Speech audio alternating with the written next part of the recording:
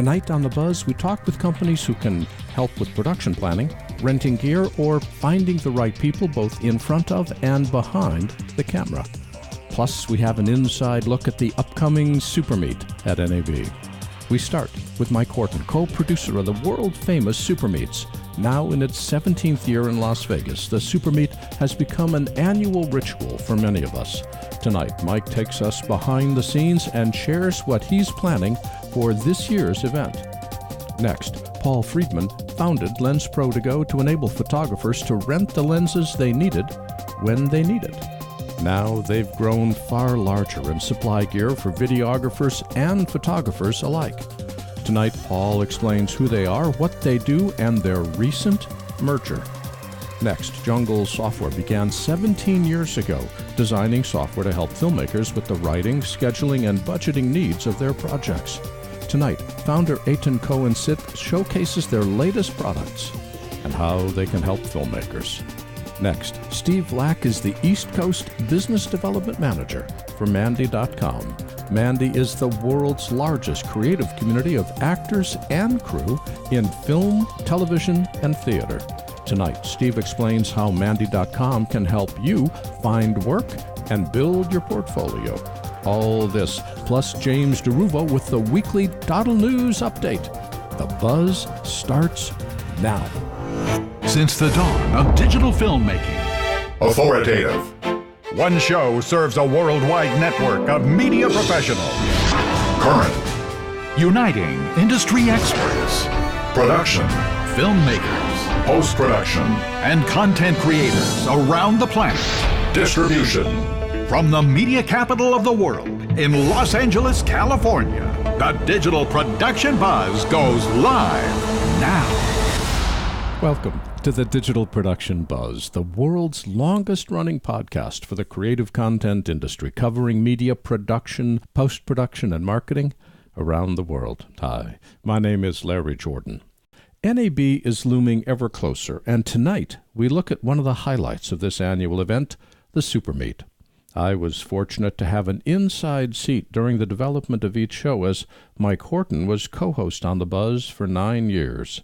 Each year at this time, Mike and I would chat before the show started about what he was planning and the challenges in producing an event this large. Tonight we're doing the same thing, except now you get to listen in. When I first started hosting The Buzz, the SuperMeet was 6 years old and just finding its legs.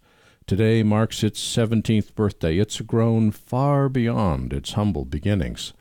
I'm looking forward to my chat with Mike. Before we start, though, I want to invite you to subscribe to our free weekly show newsletter at digitalproductionbuzz.com. Every issue every week provides quick links to the different segments on the show, plus articles of interest to filmmakers. Best of all, it's free and comes out every Saturday. And now it's time for a DoddleNEWS update with James DeRuvo. Hello, James. Hello, Larry. 1 week to NAB. Can you believe it? 1 week, 7 days. Well, actually 10 days because it's Thursday and it starts a week from this Monday. It's going to be exciting, though. It's going to be a great show. Yeah, it's going to be fun. So what have you got for this week? As usual, we have nothing but camera news this week. And let's face it, we're pretty much all cameras all the time these days. So what's first? Red's Gemini 5K camera. It was a custom-built camera, has officially been added to the product line. It was designed for use in outer space. The 5K Red Gemini has been added in the mix of you can just buy it outright or you can upgrade your camera using the new 5K Gemini sensor. It adds 2 stops of dynamic range, and Jared Land calls the Super 35mm sensor a vampire for light. So much so that you need a stack of ND filters just to use it in the daylight. Well, it seems like this is a pretty specialized camera. Who outside of outer space is going to use this? It's for low light cinematic options. Gemini was built for a special project for deep space imaging. I'm thinking it was used to shoot Starman over at SpaceX when they sent him off to Mars in his Tesla. But demand for it got so huge, Red only made like 2 extra sensors, and Jared Land put them up for sale, and they got like 2 minutes and they were gone. And the demand for it was such that Red decided, I think we could sell this. And so they've added it to the product line. And for $25,000, users can buy the brain outright and swap it in and out as needed so they can add extreme low light capability to their camera quiver. Okay, that's the new Red Gemini. What else we got? Canon has announced a new version of the C700 cinema camera. The 5.9K full-frame CMOS sensor offers 15 stops of dynamic range. Its EF mount will support full-frame, Super 35, and Super 16 millimeter lenses, so you have a wide range of options, and multiple formats including Canon RAW, ProRes, and XVAC. Well, what do you see as the strengths of the C700? Well, while the C700 full frame can technically shoot 5.9K, I think it was designed to oversample for a 4K image. That gives it sharper detail, bolder colors, and better performance in low light. Users will be able to upgrade their existing C700s, but they'll have to send their cameras into an authorized Canon repair facility in order to do it. It's not an easy fix. Okay, that's Canon. What's our third story this week? Some sadness in the industry as Lytro is closing its doors. Lytro will stop taking productions and providing professional services as they are winding down the company and ceasing operations. Last week, we reported that Google was interested in buying the company, but it looks now like they were more interested in the brain trust than the light field technology itself, and will hire many of the Lytro staff and then seed them throughout various projects around the company. So what happened? I think Lytro was just too far ahead of its time. You know, this happens all the time where someone gets this really great idea that's way out there, it's groundbreaking, innovative, and people don't get it. And Lytro's innovative light field technology, which enabled adjustment of depth of field and even focus in post-production, it just was ahead of its time. And the technology ended up being too expensive, difficult to market, and ultimately misunderstood. And now it looks like that technology is going to go out with a whimper and not a bang. So what other stories are you working on this week? Other stories we're following include GoPro launches another basic entry-level hero camera for beginners. Blackmagic updates the firmware to its Ursa broadcast cinema camera. And don't forget to take our 2018 Readers Poll. We've had a great response that's sure to influence how we bring you media news for the next year. But we need your input. So everybody who's listening, 3 minutes, 10 questions. So go take it. It's all cameras all the time. And for people who want this information, where can they go on the web? All stories and more can be found at DoddleNEWS.com. And James DeRuvo is the editor-in-chief of DoddleNEWS and joins us every week. James, thanks so much. We'll see you next week. See you at NAB.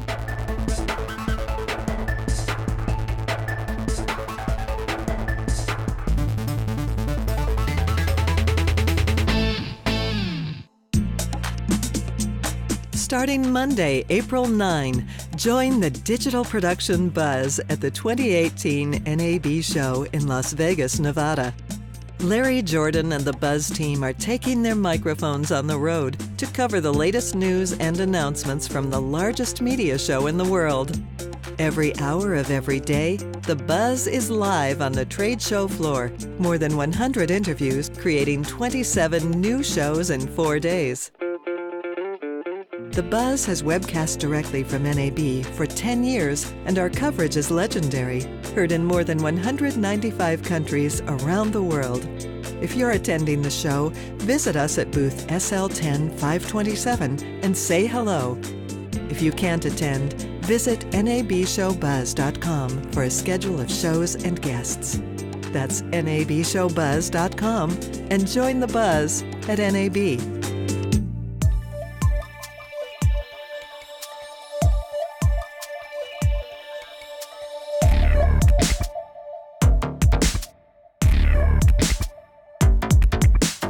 Michael Horton is the head cutter of the Los Angeles Creative Pro User Group, and he's one of the 2 co-producers of the world-famous SuperMeets coming up shortly at NAB in Las Vegas. Hello, Mike. Welcome back. Larry, it's been forever. It has been. I have missed your company. The shows have been far too serious without you here. I know. I've missed you, too. I mean, where are you doing it now? Are you still in Los Angeles somewhere? Yeah, we have escaped to the mountaintop. We are at the Buzz compound, and you would really like hot and cold running kitchens. It's great. See, that's what happens. I leave, you start making money, and you move to a compound. So listen, refresh my memory. What is the SuperMeet? SuperMeet now, this is the 17th annual one that we're holding in Las Vegas. And 17 years ago, we started in a little room at the then the Las Vegas Hilton. I don't know what it's called now, but we had a little room there. And then it's grown and grown and grown and grown, and you've been a part of it several times. We've pretty much done a SuperMeet at almost every hotel in Vegas. and we've blown up two of them. We blew up the Stardust, and we blew up the Riviera. So we've been at the Rio for the last couple of years. We're going to be at the Rio Hotel this year, and I imagine it's going to implode here probably next year. So we'll have to find another hotel. So we'll see what happens. But we are famous now for imploding hotels, no matter where we do the SuperMeet. But the SuperMeet is first and foremost, it's a networking event.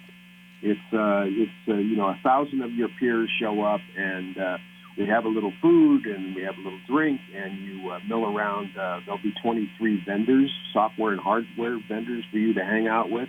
But the most important thing is to hang out with each other. And if you can sometimes, if you have the courage, make some lifelong friends and collaborators, and that's what these events are all about. And I can't tell you how many times people have met collaborators who've helped their career or helped their movie or project that they're in the middle of. So it's a heck of a show. Well, before I talk about the show, I know you're a co-producer. Who's your fellow co-producer? My fellow co-producer is right now in Manchester, New Hampshire, and he is Dan Berube, and we've been doing it now for that long. He came on a little bit later, but we've been doing the SuperMeets in Las Vegas and also in Amsterdam, as well as we did them in London and in Boston and San Francisco for years. But right now we're doing them in Las Vegas and Amsterdam because I'm getting too old to do more cities. Well, why did you decide to start SuperMeet in the first place? It started because there was all these Final Cut Pro user groups all over the world, and we thought, well, it might be a good idea to just have this big gathering of all these user groups. And so it started that way in probably 2003 or 4 when we called it something else. I don't remember the first year we called it SuperMeet. Lauren Miller was the guy who came up with the name. But it was a chance for all these user groups to get together, and it snowballed into this big, huge, creative event that is not necessarily about Final Cut Pro. It is about it's about any tools that you use out there to tell your stories. In fact, we dropped the Final Cut Pro name after 2011, and it's pretty much a Creative Pro user group network rather than a Final Cut Pro user group network. Because, as we say, we really don't care what tools you use. We just care what you do with the tools that you use. And that's kind of what the stage presentations on the SuperMeet are all about. Okay, so I'm standing at the ballroom of the Rio. I've just paid my entrance fee, and we'll talk about that in a minute. And I walk in. What am I going to see, and what does the event have in it this year? That's really cool because we're at the Brasilia Ballroom, which is a more intimate type of ballroom than what we are normally in for the last several years. So you're going to walk in, you're going to see right off the bat, you're going to see like 23 8-foot tables. And on those 8-foot tables are going to be software and hardware vendors. And a lot of those people, a lot of those vendors are not going to be on the show floor at NAB, so they're going to only be at the SuperMeet. And so you want to walk around, you want to say hello, and you want to see what they're doing. And nobody's selling anything. It's just all this really cool stuff that you might or might not need. But you want to educate yourself, so you want to walk around. And then you'll see some little hors d'oeuvres to go to this little tiny little corn in the cob thing. Yeah. You say that, but when I get there, there's never any food, and there's people passed out from hunger on the floor. Exactly. The post-production community is a hungry lot.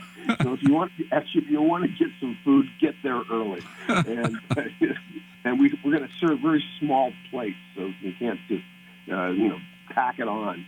But anyway, and there's going to be a couple of cash bars, and so that you mill around there for about an hour, talking to the people, talking to each other, and then at 7:00 you go into the theater area and see our stage presentations, and we got some really, really good ones. The Black Magic Design is got a really cool presentation because it's going to be all Q&A.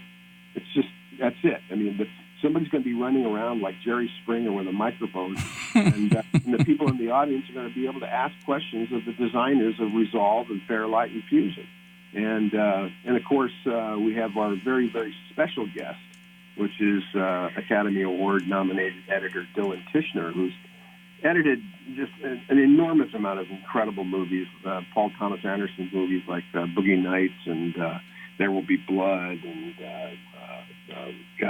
on and on, Magnolia. He's done Ang Lee's he's done so many good movies that already come out of my head. But Brokeback Mountain and Zero Dark 30, it just goes on and on and on. But he's going to be there. And Steve Hultish, who is author and editor of The Art of the Cut over there on Pro Video Coalition, is going to be the moderator. And we have Adobe's going to be there. Frame.io is going to be there with some super secret presentations of the whole new collaboration tool that they have called Frame.io. And HP is going to be there. We have Matt Carson, who's the assistant editor of Deadpool, the last Deadpool. He's going to be there talking. And just announced, in fact, I'm announcing it on your show, Bradley Olson is going to show the making of his movie on Final Cut Pro 10 off the track. So we have two big, giant screens to see all this stuff. And so that's, if you're a Final Cut Pro 10 fan, there's going to be a lot of Final Cut Pro 10 people there. And the community is going to be very, very huge there. And, of course, you're going to be there if you want to see anybody. Meet Larry Jordan in person, because it's hard to meet Larry when he's working down on the show floor. But when he goes to the SuperMeet, you can talk to him. He's actually a very approachable guy. Thank you. I'll pay you after the show is over. So how do you decide who to invite to the show? Well, we look at what's going on in the world at the time that we kind of make up the agenda. What's happening? What are the buzzwords? And this year was kind of hard to. What are the buzzwords? Is it VR? No. Is it HDR? Still kind of HDR, but it's really hard to show and demo HDR on a projection screen, and it's even hard to talk about it. But this year we have an eclectic group of people that I think if you're not interested in one particular presentation, you're going to be interested in the next presentation, which is why we have this SuperMeet set up in such a way that if you get bored, go back out in the vendor area, have something to eat or get a drink, and then come back in for the other presentation. Because you can. There's no rules. You don't have to sit the whole time. You can just go back and forth and back and forth. So wait. Take a breath. What's the biggest challenge you have in putting the SuperMeet together? That would be dealing with people, Larry. No, seriously, it's the biggest challenge is just getting all the elements together into a workable event. And there's so many small, little, tiny details that can go wrong. And if you don't at least attempt to put these things together so nothing does go wrong, because inevitably something goes wrong. So you try your best to mitigate any of those possibilities, but something always does go wrong. And the thing is, when you're doing a show in front of 1,000 audiovisual people, every single one of them knows how to fix the problem. You've got to be real diligent. Well, thinking of pulling all the details together, tell me about this raffle, and how much of it can I take home with me? Oh, my gosh, I forgot to tell that's a big deal. The raffle, of course, is a huge deal at the SuperMeet. And this year, we have over $101,930 worth of raffle prizes. Seriously, over $101,000. I mean, it's incredible. And these just amazing things, from a $29,000 advanced control surface panel from Blackmagic to there's three. Just the other day, Aaton gave us two Sumo 19-inch HDR monitors, the Shogun Inferno, two of them. It's like not just one, but two of them. And we got a lot of color sense control panels, and this is actually the raffle is almost like, if you're a colorist, there's so many great things. OWC just gave us a ton of stuff. DeRuvo gave us a huge five drive direct attached storage array, and it just goes on and on and on and on. And of course, the raffle goes on and on. But it's a lot of fun, because all you have to do is show a little joy, and it's a big, wonderful, fun time that it gives everybody a chance to just put their hair down and act goofy and have a good time and maybe win something. And for people who do want to win something or find out who's going to be in the show, where can they go on the web to learn more? They can go to SuperMeet.com, and if they do register for the SuperMeet, use this code, BuzzVIP, and you can save $5. $5 off your ticket price. So go to SuperMeet.com, click on the buy a ticket button, use code BuzzVIP, save yourself $5 and use that to buy extra raffle tickets. And Mike Horton is the co-producer of the SuperMeet in Las Vegas. And Mike, take care. We'll see you in Las Vegas in a week. Bye-bye. Always great to talk to you. See you later, Larry. Bye-bye.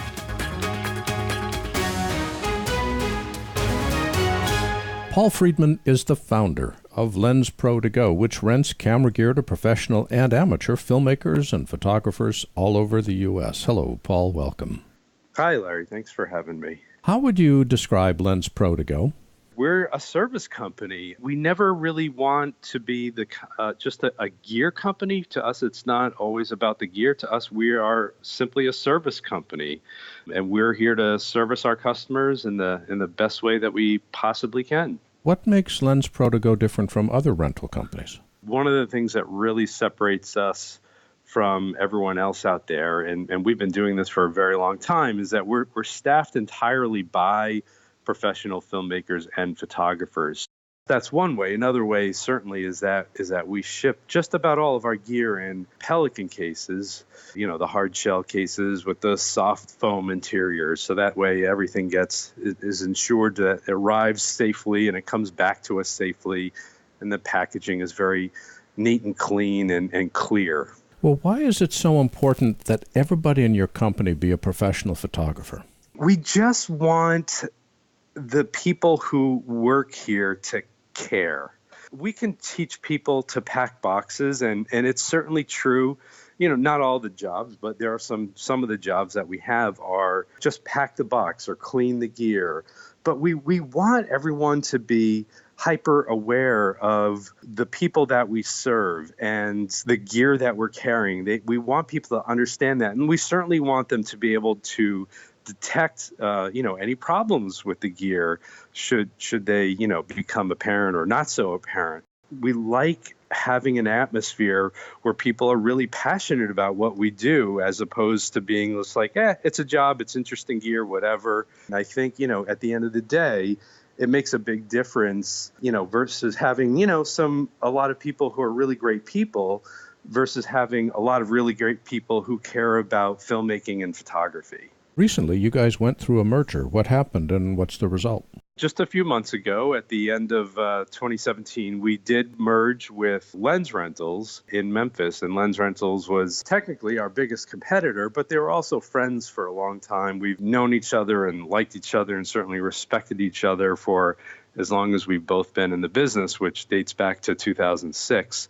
Over the last year or two, it became pretty apparent to us that we could probably accomplish more and be better together than apart. There are some things that we do really great, some things that Lens Rentals does really great, and now we're working on combining those things to make us both great at everything so that we can really help our customers.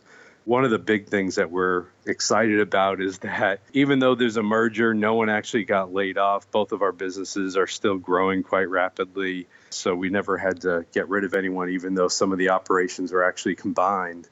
Prices are not going up. If anything, we're going to be able to help our customers a little bit more on the pricing end of the spectrum. So we're really excited about the merger. What sounds interesting to me is the part that you really like about this business is enabling your customers. Yeah. The shipping is incidental. It's getting in with the customer and helping them pick the right gear and develop it for the project. Is that a true statement? Oh, absolutely. In fact, I mean, as we, I started this company in my house 12 years ago. And at the time, there were no filmmakers. We were only renting lenses and some cameras and flashes. I mean, it was all just pretty basic photography stuff. Not just the amount of gear, but the breadth of gear was pretty limited. But one of the things that I loved and that our customers loved was, hey, if you've got questions, call. And literally the only person you were going to talk to was me because there was no one else. I mean, in the first year and a half, I was the guy. That was it. But our customers really loved that, especially back then, because there were so many photographers out there and new photographers because it was the beginning of the DSLR revolution. So many people who were new to shooting. And I was kind of one of them, not long before that. And so they had questions about the gear and about the lenses and what lenses should I use? And I would give them, honest advice, and they loved it. But that philosophy has stuck with us. And our customers love it because they're like, oh, my God, you were so right. This was awesome. You guys took care of me. You've got my business forever. And that's what makes us thrilled. Not just that they're coming back, but that they're happy with what we do and how we serve them. What kind of insurance do we need before renting gear? A lot of filmmakers who come to us are renting lots and lots of gear. They might need $10 or $20 or even $100,000 worth of gear. So in those cases, we do require a COI certificate of insurance. And if you don't have insurance already, there's a fairly quick way to get a certificate of insurance so that you are covered. There are plenty of customers who don't need a certificate of insurance. And we have a protection plan that we offer. Most of our customers do take the protection plan that covers them for damage or if anything happens to the gear, less a 10% deductible, and it's really affordable. That's why most people do take it. So yeah, we do offer those kinds of things for all of our customers. For people that are interested in experimenting with your services, I understand you've got a discount for us. Can you tell me what that is? I do. It's a 15% off code. The code is DigitalBuzz15. You can use that through April. I believe I set that up through April for 15% off your next order with us, whether you're new or not. That rental code is all one word, DigitalBuzz15, the number 1, the number 5, for a 15% discount. And for people that want to learn more about Lens Pro To Go, where can they go on the web? You can find us at www.lensprotogo.com. One word, LENSPROTOGO.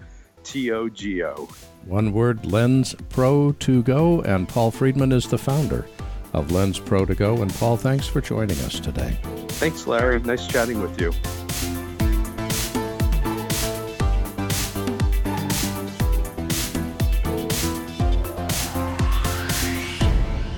Aaton Cohen-Sitt is the CEO and president of Jungle Software. They make guerrilla scheduling and budgeting, film production and budget software for filmmakers, along with a variety of other products. Hello, Aaton. Welcome.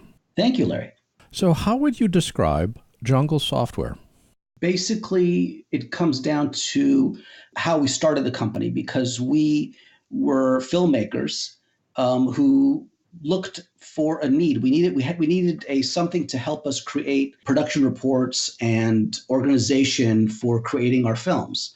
Back then, this is about 17 or 18 years ago, there were a few things out there, but nothing at all close to what we needed in a small production house. So one by one, we just started putting together different modules and different ways to do things, more technology oriented, and came up with what happened to be a year and a half later, scheduling and budgeting with other aspects to it, so that it could be not just scheduling and budgeting, but everything that you need to help you organize and produce a film, whether it's a small film or a large film. So how did writing budgeting software allow you to arrive at the name Gorilla? Oh, that's a good question. I think because we were guerrilla filmmakers, and of course it's spelled differently, like guerrilla warfare. And we wanted something a little different, a little cute. We didn't want, and a lot of the competitors out there, especially today, have, very kind of slick names. We just wanted to do something fun. With that being born, all of our products just kind of went into the jungle, sort of a theme. We actually came up with the word with Gorilla first, the product, and then a couple of years later came up with Jungle Software, because actually an interesting story. Our parent company is Stolen Apple Productions, which is the LLC. About 2 years into the product, lo and behold, we get a letter, certified letter in the mail from no other than Apple Inc. And they very politely and very strongly suggested that we change our name from Stolen Apple to something else, because they, at the time, of course, had Final Cut, and they still do, and thought that consumers would get confused by editing software and production software, and they didn't want us conflicting. So we thought about it. We didn't want to go sue Apple, so we decided to come up with another name, and that's where we came up with Jungle Software. So it wasn't that you wanted Gorilla to be the 800-pound gorilla in the budgeting room. Right. We use that, 400, 800-pound gorilla, other ways. But yes, it was more of the guerrilla filmmaking. How does the software work? In other words, when do I want to buy it within the production process? That's also a very good question. We get that a lot, because a lot of people will call us and ask, when should I? And the answer, honestly, is not necessarily before you write the script, but definitely when the process of polishing the script or getting it kind of, close to being done is where you have to think, of course, if you want to produce your film, is when you have to start thinking about production software, which is going to help you a lot in terms of budgeting and in terms of how to get things that you need that you might not think that you do. And that's one of the things about the software, is that it helps you kind of figure, oh, wow, I'm going to need locations, and I'm going to need a location manager, and I'm going to need a casting director. And so it makes you start thinking about the script in terms of actually making it alive and becoming an actual film. What's the software cost? There's two parts to it. There's scheduling and there's budgeting.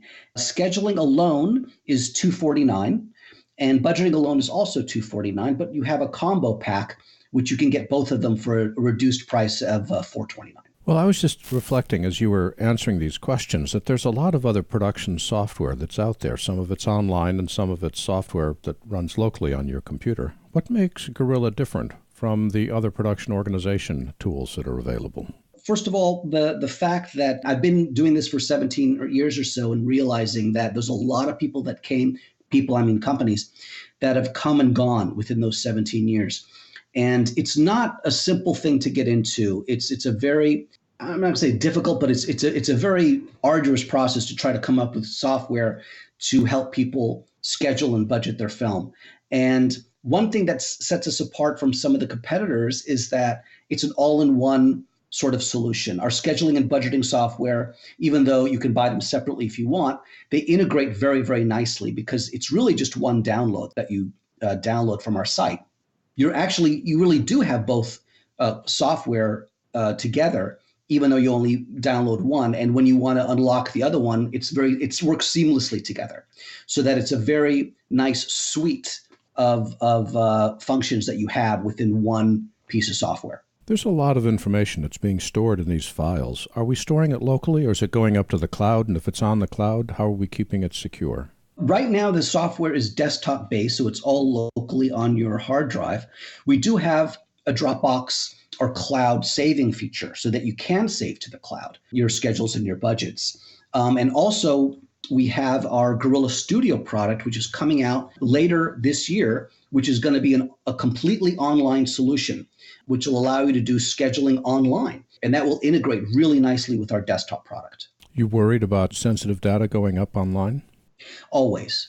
And that's and the thing is, as many precautions as you can take. I mean, look what happened to Sony, just a little while ago, and other things that are breached. I mean, big, huge companies are breached, that have, hundreds of people doing their security for them. The best we can do is use all the latest security features out there. We use Amazon Web Services for our online product, which is very secure. We just have to keep up to date with the best security measures that we can, and that's really the best we can do. Well, the good news is for people that are worried about putting their stuff on the cloud, your Prime platform is desktop-based. That's correct, and it has been for 16 years. And only now this year we're going to be, I don't want to say transitioning necessarily because we're keeping our desktop product, but we will have both, which is another thing that our competitors won't have. You'll see either companies that have the online product or they have the desktop product. Very rarely will they have both. And if they do, it won't be a nicely integrated package that we will offer. Well, you have been around for 16 years. How do you decide what features to dial into the product, and where do the feature suggestions come from? And the corollary to this is, how do you avoid feature creep where everything just becomes fat and bloated? I'll answer the second one first. Unfortunately, that happens a lot, and in a good way, because our development cycle is usually between 2 and 3 years per major release. So that gives us a lot of time to come up with a brand new way of looking at the product, new features, new enhancements, and things like that. We get most of our suggestions from our users. Well, I would say we get about half, a little more than half from our users. They will say things like, hey, we want the software to do this, or we want it to do that. And a lot of times, if it's something that we hear a lot, we'll definitely consider it. Also, we get a lot of suggestions, honestly, just from technology. When mobile came out, of course, we had to think about mobile. When online came out, we had to think about online. So a lot of times we'll just think we'll have to do things just because society and technology demands it. For people that want more information about the products that Jungle Software has available, where can they go on the web? The best place is our website, which is junglesoftware.com, where we have all the information there about all our products, and even sign up and download a free trial. How long does the free trial last for? 15 days. If the 15 days goes up and you're still not sure if you want to buy it, you can just download it again, use it for another 15 days. Perpetual 15-day free trial. Exactly.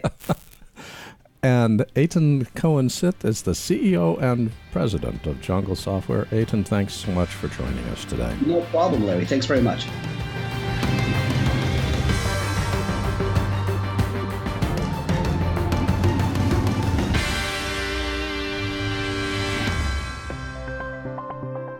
Here's another website I want to introduce you to, DoddleNEWS.com. DoddleNEWS gives you a portal into the broadcast, video, and film industries. It's a leading online resource presenting news, reviews, and products for the film and video industry. DoddleNEWS also offers a resource guide and crew management platform specifically designed for production. These digital call sheets, along with their app, directory, and premium listings, provide in-depth organizational tools for busy production professionals. DoddleNEWS is a part of the Thalo Arts community, a worldwide community of artists, filmmakers, and storytellers. From photography to filmmaking, performing arts to fine arts, and everything in between, Thalo is filled with resources you need to succeed. Whether you want the latest industry news, need to network with other creative professionals, or require state-of-the-art online tools to manage your next project, there's only one place to go, DoddleNEWS.com.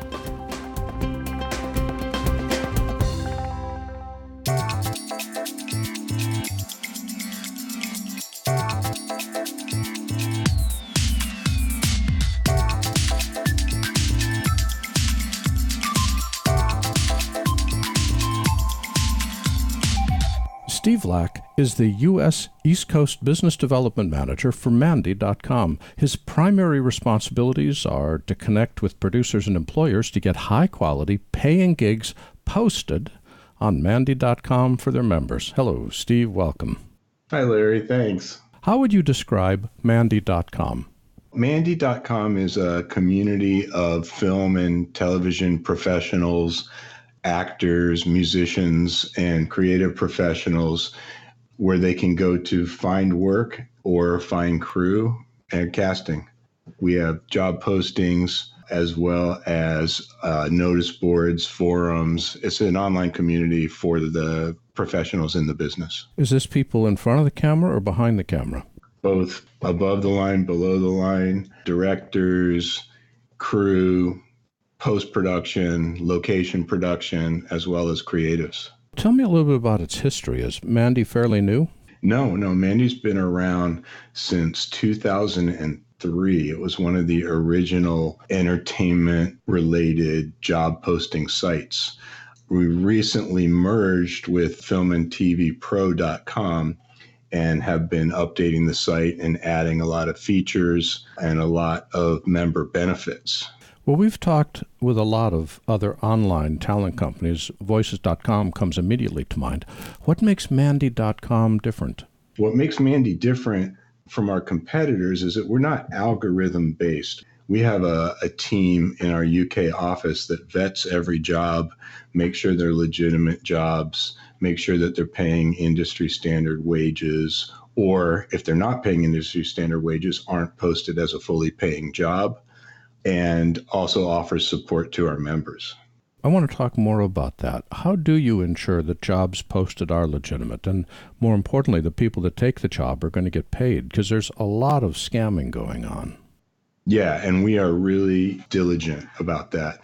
We have a team of 30 people in our London, UK office. Every time a job's posted, it does not immediately go live. The job is reviewed by one of our admins. If the email address is not a recognizable company, or it's a Gmail or a free email address, they will contact the job poster to check it out, make sure they're a legitimate company. So they'll do some research. They will go to the company's website, look up the company's IMDb information. If anything looks suspicious at all, they will follow through and make sure that the job is legit. Traditionally, creative folks would work through an agent to find work. Why the shift to social media? We actually do work with agents. So agents can set up their own agency on Mandy.com, and they can submit their people through Mandy as well. Social media is everywhere now. I mean, people are posting positions on all different types of social media. So what Mandy does is we sort of are able to aggregate all that so that you can go to one place to find what's going on in the industry. And if you have an agent, you can ask your agent to submit you for these positions. And if you're in a point in your career where you're building or growing, you can use Mandy to build your portfolio and your resume in the process of either finding an agent, or in a lot of the technical fields, of course, you work without an agent anyway. So we have a lot of freelancers, especially in the film and TV crew side, who build their whole careers, their whole freelance careers, working through Mandy, one job to the next. According to the website, you have about 2.5 million members, which seems like there isn't a lot of chance for a new member to find work. Well, that's 2.5 million members worldwide. So when you break it down by region or by country, there's plenty of opportunity there.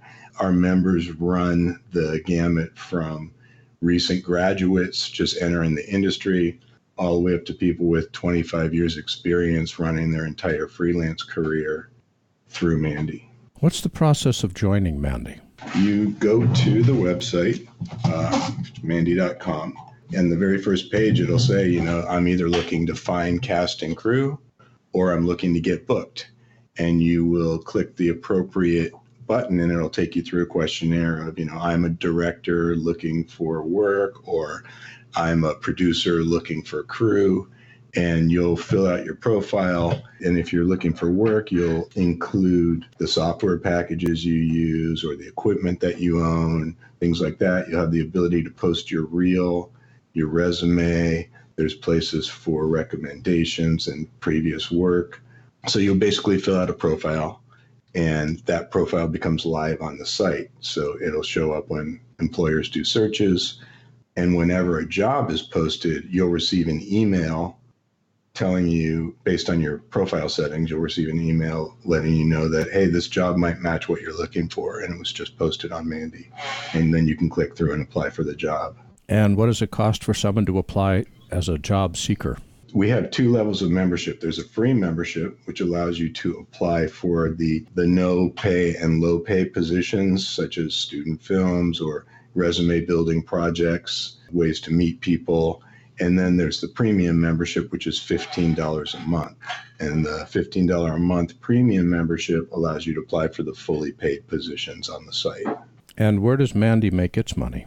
Through our subscriptions. We don't charge for employers to post jobs. So it's always free for employers to post jobs. And our members find that the $15 a month subscription is a great value when you're building your career. These days in the States, there's a lot of concern about data privacy. Does Mandy market the data that it receives? And if it does or doesn't, what does it do to assure people's private information stays private? First of all, our site is very secure. We have our own team of developers and admins, and we don't share any of our emails with anybody. We do occasionally work with partners where we may do emails out on behalf of the partners, but we never give our list out to anybody. If you register on Mandy, you can be assured that your data is safe and it's not being distributed. In this age where equal pay is a hot topic, do you have any control over what the client is paying different people? In other words, if they're being fair to both men and women that they employ? We don't control the pricing. What we do is the jobs are listed as either no pay, low pay, or fully paid. A fully paid job has to adhere to your local, state, or region's minimum wage guidelines. But what'll happen sometimes is if an employer posts a job that's inappropriately priced, like say they're looking for a videographer with their own Red camera in New York City and they want to pay $100 a day. That's well below, of course, the market rate for someone with that kind of gear and the experience they're looking for. Our admins will contact them and say, hey, yes, it is meeting the state's minimum wage, but you'll probably get much better results if you raise your daily rate to whatever the going rate might be. So while we don't have any control over what people post as far as pay goes, we do try and encourage people to pay industry rates. You talk at schools and colleges about building a career in this industry. What advice are you giving to the students? What I like to talk about is that the business is really a business of personal connections. So when I talk to students, I talk about learning how to basically market yourself through referral marketing and through personal connections, building up your networking, using LinkedIn, using your fellow students. Because, when you think about how anybody in this business, when they think about how they've come up through their career, they can pinpoint one person or another that they've known in the past who they've worked with for years, or we knew each other when we were both nobodies and now they're somebody and they're hiring me. I've been in this business for 25 years and I've worked with the same people in Los Angeles, Miami, Washington, D.C., and New York. I mean, we all travel around together basically. So I basically talk about, the business is smaller than you think it is. What would you most like our audience to know about Mandy.com? In this day of the gig economy and freelancing and, there's not as many staff salary positions as there used to be. On Mandy.com, we really give you the tools to manage a freelance career, from finding work to keeping in touch with people to advertising yourself. So I'm really enthusiastic about what Mandy's doing. And I think it's really helpful in the state of the industry right now for people building their careers. And where can we go on the web to learn more about the company? You can register to find work, or you can register to post your available positions at Mandy.com. That's Mandy.com. And Steve Lack is the U.S. East Coast Business Development Manager for Mandy.com. And Steve, thanks for joining us today. Great. Thanks a lot, Larry. Appreciate it.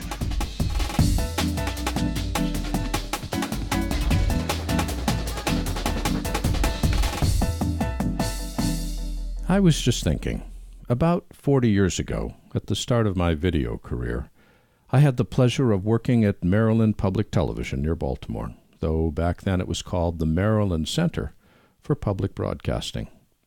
Recently, they sent me a note saying they were celebrating their 50th anniversary this year, and did I have anything to contribute? That sent me back to my closet. I tend to hang on to old production books, and there in the back, covered in dust, were dozens of old marked-up director's scripts for shows that appeared on PBS as well as local stations, along with supporting sketches, set designs, even title cards in a few cases. Contrasting media in the 1970s with media today is an exercise in how much we've changed. Back then, even the largest cities had, at most, 4 channels to choose from for programming. There was no time shifting, no digital recording, no binge watching, or even 500 channels with nothing on. Even the simplest one-camera production took 10 people and tens of thousands of dollars in gear. Communication was via two-way radio. Lighting was measured in the thousands of watts and required a separate generator. And cables the size of garden hoses ran everywhere. All this to create an image that was 0.3 megapixels in size. Over the decades, technology marched on. Gear got smaller, digital and interconnected. Crews got smaller, resolution got bigger, and distribution exploded. In my closet, I have a Trinicon tube. It's the size of a loaf of bread, and we needed 3 of them in each camera to capture an SD image.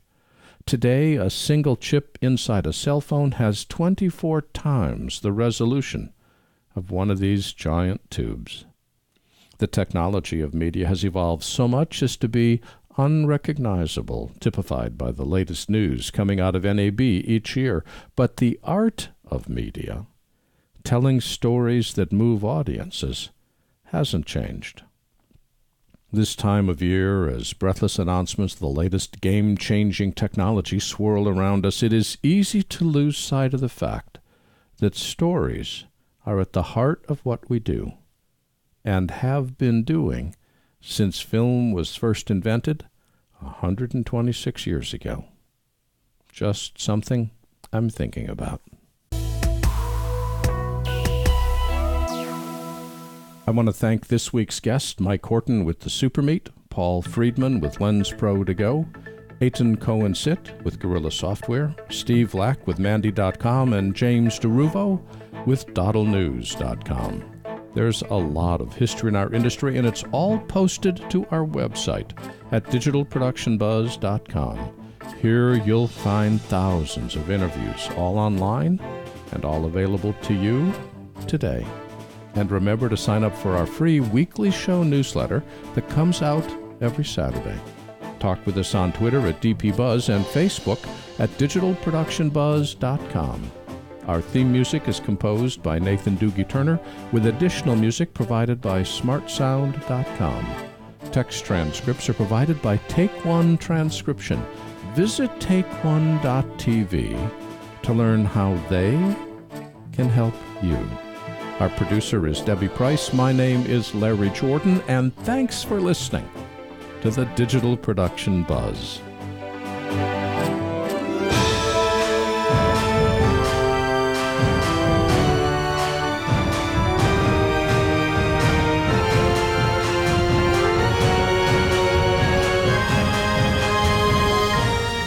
The Digital Production Buzz is copyright 2018 by Thalo LLC.